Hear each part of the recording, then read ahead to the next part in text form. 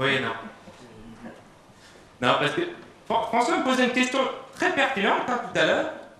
Parce que c'est vrai qu'on dit toujours que pour séduire une femme, il suffit de la faire rire.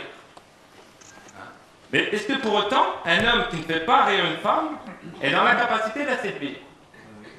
Bon, alors, en d'autres termes, faire rire une femme, c'est suffisant pour la séduire, mais est-ce que c'est nécessaire? C'est la question que me posait François, là, il y a une petite demi-heure dans les loges. Donc François, je vais te répondre, parce que moi je suis assez sympa avec toi, tu vois. Donc je vais te répondre, la réponse est non. Non, ce n'est pas nécessaire. Ce n'est pas nécessaire. Moi je connais un type qui n'a... Bon, et je vous demande de me faire confiance là-dessus. Je connais un type qui n'a jamais fait rire personne depuis 37 ans. Bon, je parle pas de français. Et bien ce type-là, excusez-moi de vous parler un petit peu crûment, couchez les oreilles des enfants si vous le voulez. Ben ce type-là se fait sucer quand il veut, comme il veut. Oui, par des femmes, naturellement pas. Avouez que c'est encourageant quand même. Bon, on n'est pas tous égaux en humour. Heureusement que c'est pas tout ce qui compte. On ne serait pas très nombreux à s'envoyer en l'air. Mais je connais peut-être une autre inégalité qui pourrait bien nous empêcher de prendre notre pied. Je crois que c'était à Chalon-sur-Saône. Oui, c'est ça, c'était à Chalon. Un soir de mars. Je ne sais plus trop bien. Bon, j'avais signalé que parmi les nombreuses inégalités qui subsistent dans la France d'aujourd'hui, il en est une que l'on ne dénonce jamais. C'est l'inégalité des citoyens devant la longueur de leur nom et de leur adresse. Bon, en effet, si vous le voulez, j'avais constaté qu'environ de l'âge de 8 ans à sa mort, chaque individu est amené à écrire environ 3 fois par mois son nom et son adresse en moyenne. Bon, en effet, j'avais constaté, grâce à ce superbe pupitre Ikea, pour ne pas citer la marque, voilà, si vous êtes intéressé par le pupitre, vous n'hésitez pas, vous y allez, vous donnez mon nom à l'accueil, j'ai 5% de réduction à la caisse, donc n'hésitez pas à aller. Donc j'avais constaté en effet que donc, de l'âge de 8 ans à sa mort, si vous avez bien suivi, chacun d'entre nous est amené à écrire donc environ son nom et son adresse environ 3 fois par mois en moyenne. Bon, et donc je comparais. Alors, je comparais la situation de 2 habitants de Seine-Maritime. Alors, le premier s'appelle donc Max Bure, et il demeure au 1 rue Haute, donc il abrège en écrivant HTE, 76 116 Dry. Alors, comme vous le voyez, pour Max, la rédaction complète de son nom et de son adresse comporte 21 signes. C'est-à-dire 21 caractères et espaces entre les caractères.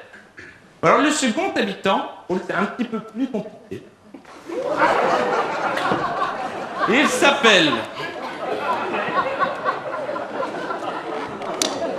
donc Pierre-Alexandre Vitedoglevski à Bourdin. Et il demeure au 117 avenue du lieutenant-colonel Barthélemy de Sauvagnargues, 76 840 Saint-Martin-de-Boucherville. Qui ne s'écrit pas comme ça se prononce, mais avec 2 O et 2 F. Bon alors, comme vous pouvez le constater de visu, Pierre-Alexandre et son adresse comportent 124 signes. 63 signes de plus que pour Max. Alors, à raison d'une demi-seconde par signe, et en arrondissant, Max gagne à chaque fois environ 50 secondes sur son compatriote.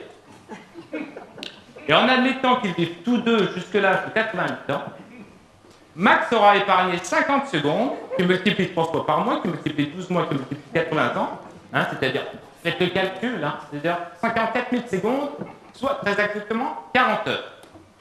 Bon alors, 40 heures, allez-vous me dire qu'est-ce que c'est? Eh bien, 40 heures, c'est à la louche, comme dirait le cuisinier. 40 heures, c'est 20 000 orgasmes. C'est-à-dire que pendant que Pierre-Alexandre s'échine tristement à écrire son nom et son adresse, Max jouit à longueur de journée. Ça fait réfléchir. Non, parce qu'un orgasme, ça dure quoi? 7 secondes. 3 pour monsieur au premier rang. Donc oui, c'est ça, oui, 20 000. Non mais d'accord, s'il y a des gens qui peuvent pas réfléchir, d'accord, mais 20 000, c'est pas... ça se trouve, Max, il s'amuse. Pierre-Alexandre, il est là, Alexandre, Sauvagnargues, machin. Puis si ça se trouve, il entend l'autre qui jouit à l'étage au-dessus et son. Alors il est bien obligé de recommencer. Puis bah l'autre, là, il se refait un orgasme de plus pour le même prix. Ouais, c'est vraiment un truc qui peut réfléchir. 20 000 orgasmes. Non, pas trop. Puis ce Max, là, il a probablement une bonne santé. Et l'autre, il a des eczéma tout le temps. Il a des eczéma plein les mains, plein les bras. Il peut même plus tenir le crayon. Puis qui c'est qui lui paye ses gommes, ses crayons, ses machins? C'est vraiment un truc qui fait réfléchir.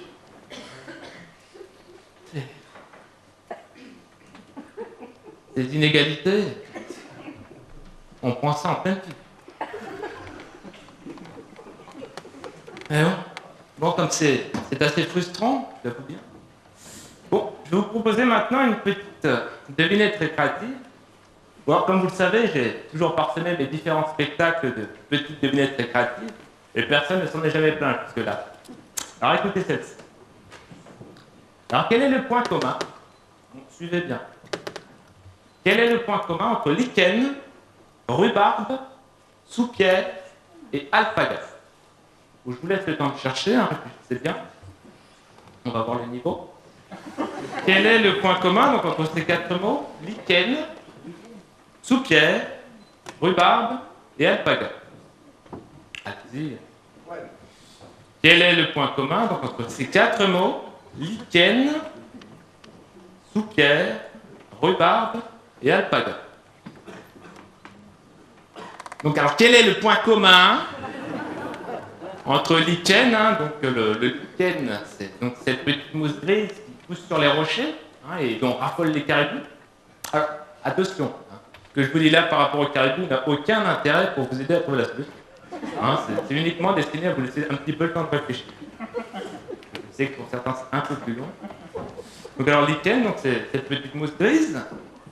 Donc alors rhubarbe, hein, rhubarbe, c'est cette plante vivace, hein, qui vient de la famille des polygonacées. Bon, je crois qu'on l'appelle comme ça parce que lorsqu'on coupe la tige, on trouve une section de forme polygonale. Lorsqu'elle est crue. Oui, lorsqu'elle est crue. Oui, lorsqu'elle est cuite, ça ressemble à rien. Ça ressemble à rien. Donc alors soupière, hein, soupière, donc la soupière, bon bah c'est tout simplement ce récipient, hein, dans lequel on met la soupe. La bonne soupe. La bonne soupe à papa, hein.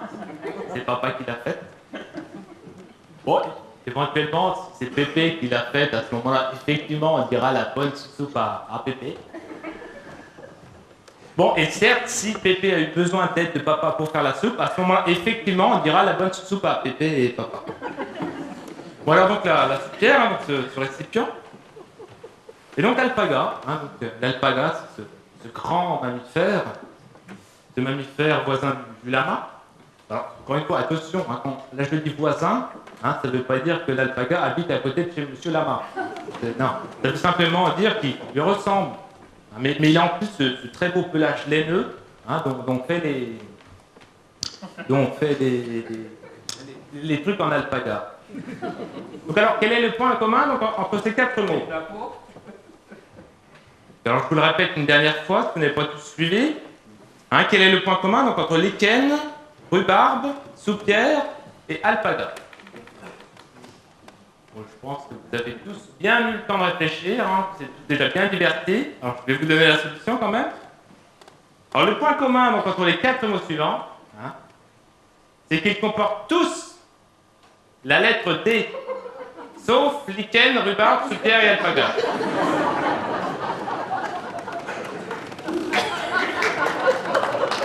Pas facile. Elle est pas facile, mais fichtrement récréatif quand même. C'est bien amusé. Bon, alors, ce qui est aussi très amusant, c'est, bon, vous savez, quand on demande à quelqu'un quelle est la pente idéale pour une toiture en chaume, hein, la réponse qu'on obtient le plus souvent, c'est « Qu'est-ce que vous voulez que ça me foute ?» Ou alors, certes, d'une part, cette réponse n'est pas très courtoise, mais elle démontre en plus une grave forme d'inconscience. Parce que le jour où son auteur, égaré en pleine campagne, hein, par un temps de gros orages, devra s'abriter sous un abri de fortune, hein, et qui me le disposera pour couvrir cet abri de fortune, ni de branchages, ni de pierres plates, ni de tuiles romaines ou mécaniques, hein, ni de tôle ondulée, ni d'ardoise, mais uniquement de chaume. Il faudra bien qu'il se décide pour un degré de pente. Hein, et s'il faute de s'être décidé à temps, il se retrouve noyé, hein, après s'être fait violer et tabasser toute une nuit par une bande de vieilles bergers avinés, eh ben il ne l'aura pas volé.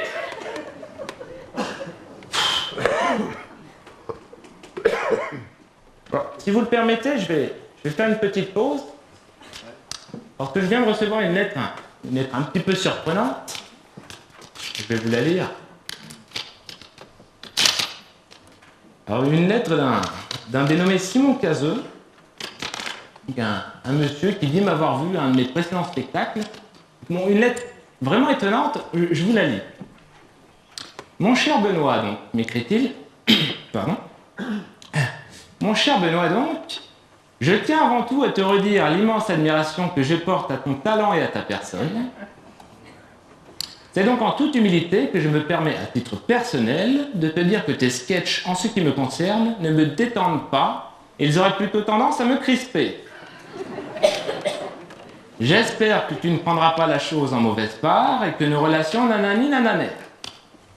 Enfin bref, je vais lui répondre. Mon cher Simon, j'ai bien reçu ton courrier et je l'ai lu attentivement. Je te demande désormais de ne plus assister à mes spectacles. Je fais ces spectacles à l'intention des gens bien et non pas des gros cons.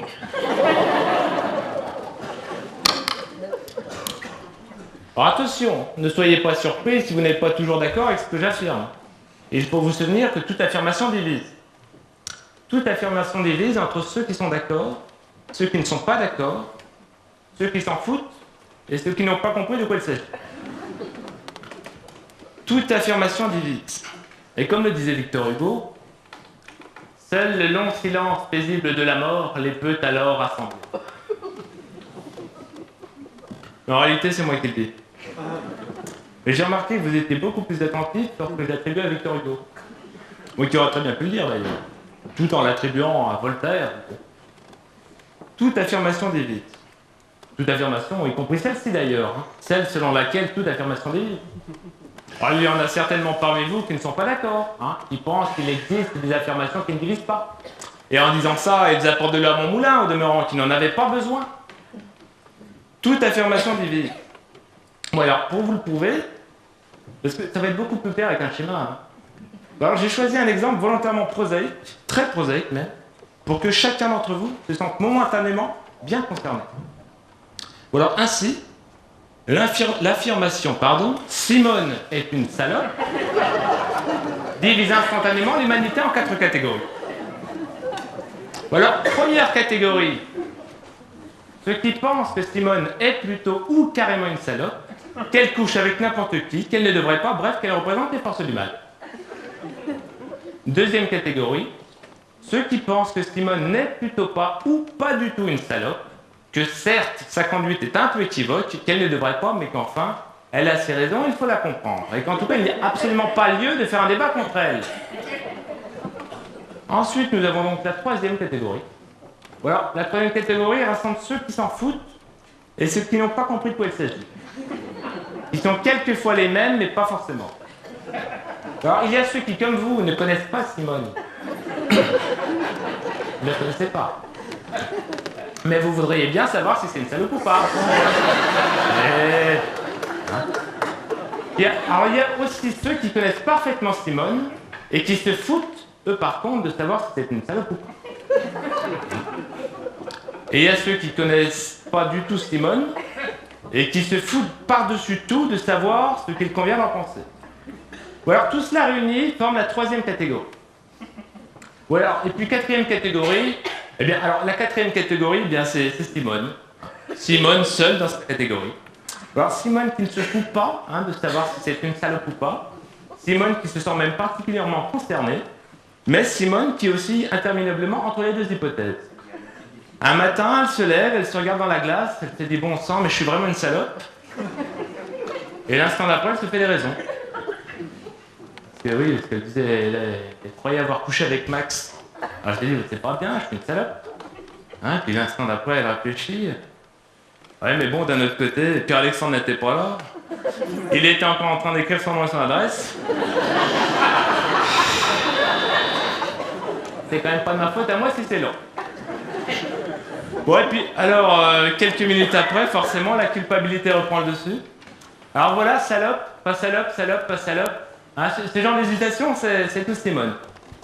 Bon alors donc, vous avez vu nos 4 catégories. Alors ce qui est manifestement 2 fois trop, puisqu'il a été démontré par ailleurs, bon, je pense vous l'avoir déjà signalé, il a été démontré il y a déjà quelques temps qu'il n'y a que 2 sortes de gens sur Terre. Et il y a ceux qui pensent qu'il y a 2 sortes de gens sur Terre et les autres.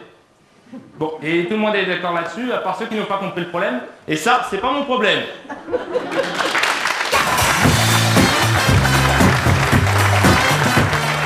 Luo fait sa comédie.